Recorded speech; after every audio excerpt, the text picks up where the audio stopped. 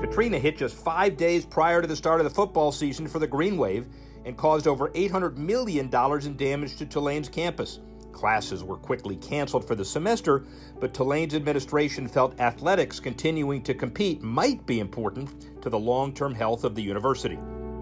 One thing sports did for Tulane when it was closed is we were the only name in the face of Tulane at the time. We were out there playing a national schedule when Tulane was closed, so I think that was something that we could rally behind. But the face of the university would be located far away from New Orleans. Every team but cross country and track was relocated to other campuses in Texas and Louisiana, where they continue to practice and compete. Tulane football would play 11 games in 11 weeks as the visiting team in 11 different stadiums.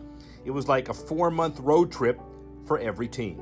We were in Lubbock and the people there were wonderful to us. The difficult thing was we weren't sure how to proceed. You know, what do you do on another campus? What do you do with recruiting? What do you do? We didn't have any gear. When you think about uniforms, computers, any of that, everything was here. So every day was a new challenge. One of our athletes had lost her home, her family was displaced and was living in New York. It really was a different challenge when you thought about what people were going through personally at the time.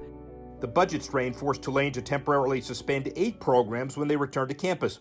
University alumni rallied behind the teams, raising more than $130 million for the programs to help bring them and their facilities back. By 2011, all 16 teams were reinstated.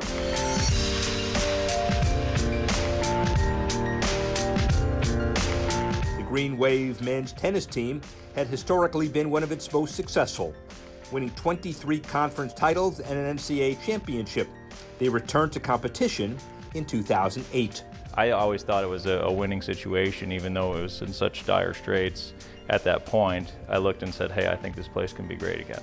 I think the kids that we're getting really want to be part of that rebuilding idea. And that's what we tell our recruits and the guys on our team. It's like, remember, we're doing something unique. We're doing something that's never been done before in tennis. Boris's program is the perfect illustration of Tulane's resurgence. After finishing 3-16 using 9 freshmen and 6 walk-ons in his first year, they returned to the NCAA tournament in 2017. We had all the support we needed from the university. It was just this vision that said we want to go forward and we need to do this, this, this, and this, and this. And you have all this contagious kind of positive energy around you. Green Wave baseball, men's basketball, and women's basketball have all returned to the postseason in recent seasons. They've done so with athletes who themselves were impacted by Katrina when they were anywhere from 5 to 11 years old. 80 current Green Wave student athletes are from Gulf Coast areas that were impacted back in 2005. 26 are from New Orleans. Both my grandparents' houses were completely wiped. We had to evacuate the school, and I went to a school out in Destrehan for a little while. While what happened was really bad, I thought at the same time it really brought together our city and the communities and everything to help out one another. We have one on our roster right now that was displaced to Florida, and she came back. A lot of them want to come back home, and it's been a unique feeling that even this many years later that those people still have a kinship with the city.